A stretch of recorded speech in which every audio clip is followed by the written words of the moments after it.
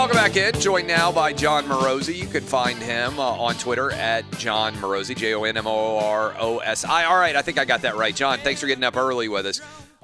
You may actually end up with Big Ten football in the story that never ends. Maybe I'll ask you that at the end. But for Major League Baseball fans, what was significant about the announcement for what the postseason will look like? And for a lot of people who haven't even heard, what will it look like, and is it good for baseball? Good morning, Clay. I do think it's good for baseball, and here are the details. We'll begin with a best-of-3 series. You've got 8 teams in each league making the playoffs, the largest playoff field in the history of Major League Baseball. And those first-round series, there'll be 8 of them, of course, they'll be played at the home sites. So you'll have your home ballpark for the top 4 seeds will be hosting those best-of-3 series entirely that's a best at that of. one Sorry site. to cut you off, but that's a best-of-3, which is a super fast series that I don't know a lot of people have recognized yet. Exactly. So best-of-3 all at one site. And then, Clay, they're going to take a little longer break than usual, several days off in between that best-of-3 series and the usual best-of-5 division series, because that will be played in the bubble. There'll be 2 bubbles, the NL based between Arlington, Texas, and Houston, and then the American League in between San Diego and Dodger Stadium in Los Angeles. And so those bubbles will be active beginning with the division series. So they want to allocate several days to make sure that people can travel there, be tested, and ensure that there's good health there, of course. And in fact, even the last round or the last week or so of the regular season, teams are encouraged to be in a modified bubble where basically even the teams that are home are staying at a hotel, separating from family and making sure that everybody arrives at the postseason in as good a health as possible. And then, of course, you'll play those bubbles will be active for the balance of the postseason, including the World Series happening in Arlington. So the AL champion will fly from California to meet the NL champion at the conclusion of the ALCS in San Diego. Will there be fans present for any of these games? So, great question, Clay. This is what Commissioner Rob Manfred said recently at an online event at Hofstra. He said that he is hopeful, I'm quoting here from an Evan Drellick story at The Athletic, quote, "I'm hopeful that the World Series and the LCS, we will have limited fan capacity. I think it's important for us to start back down that road." He continues to say, "We'll probably use that theory similar to the NFL games, but I do think it's important as we look forward to 2021 to get back to the idea that live sports, they're generally outdoors, at least our games, and it's something that we can get back to doing." So he's referring to largely now, interestingly, the stadium in Arlington has a roof, so that's unique. But from that standpoint, Clay, the commissioner talking about overall from a business standpoint, baseball looks at 2021 as being optimistic to have fans in the stands next season, and that doing so in the LCS and the World Series this year with a lot of different modeling and social distancing, as we saw, for example, at Notre Dame last weekend, where there was a lot of thought put into the seating charts and where people could sit, that if baseball does that, that perhaps we could see fans at the LCS and the World Series.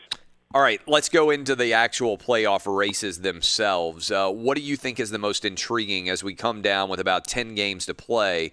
There seems to be a lot of teams that we know, right? I mean, and the reason why I'm running through, it feels like Tampa Bay, the Yankees, the Blue Jays, they're all in. The White Sox and the Twins seem like they're all in. The Cleveland Indians as well.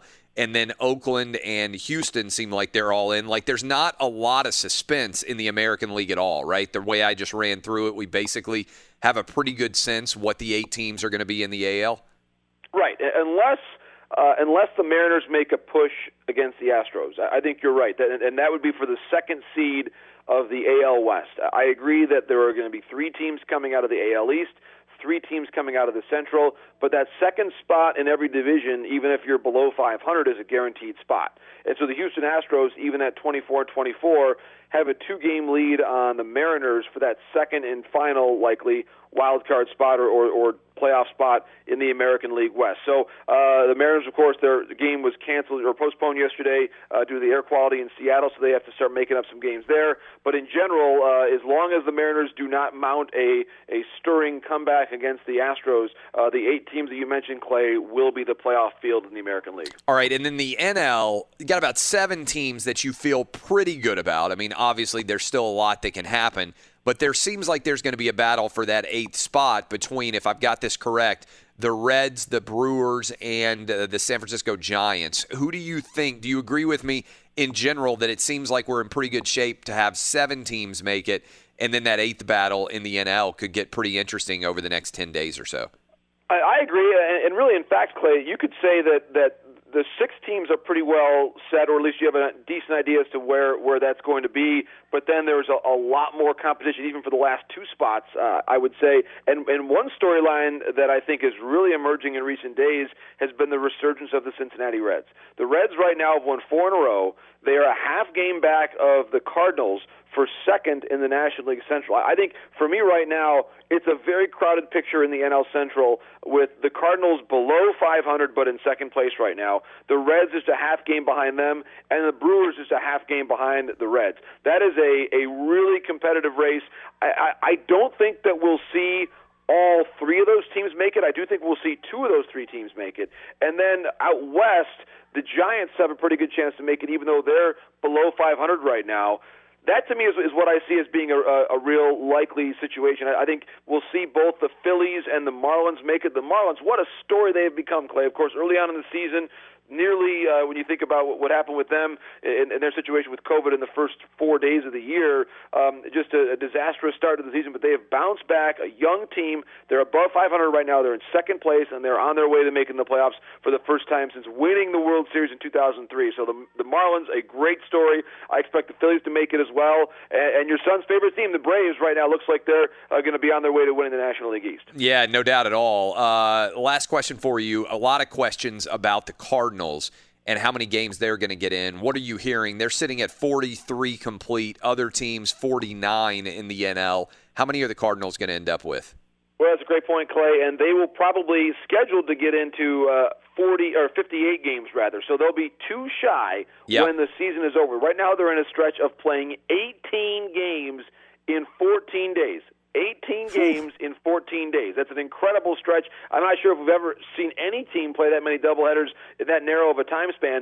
And so what's going to happen is, Clay, from my understanding, if they get to the end of the season and they have 58 games played, and those last 2 games would matter from a standpoint of who makes the playoffs, MLB is going to try to make those 2 games up in St. Louis, likely, against the Tigers on that last Monday of the season, because remember this, it's an important point. There are no the usual tiebreaker games that you would see, the Game 163s. We don't have those this year because everything else is done mathematically for tiebreakers. So that's the only scenario in which we would have baseball on that Monday after the season is over, would be if those 2 games are required to decide who's in the playoffs. Can't wait to watch it. Appreciate you. By the way, you optimistic about the Wolverines playing quickly as we go out? I am. It sure sounds like there's some momentum building, and it will be a welcome sight indeed to see football back.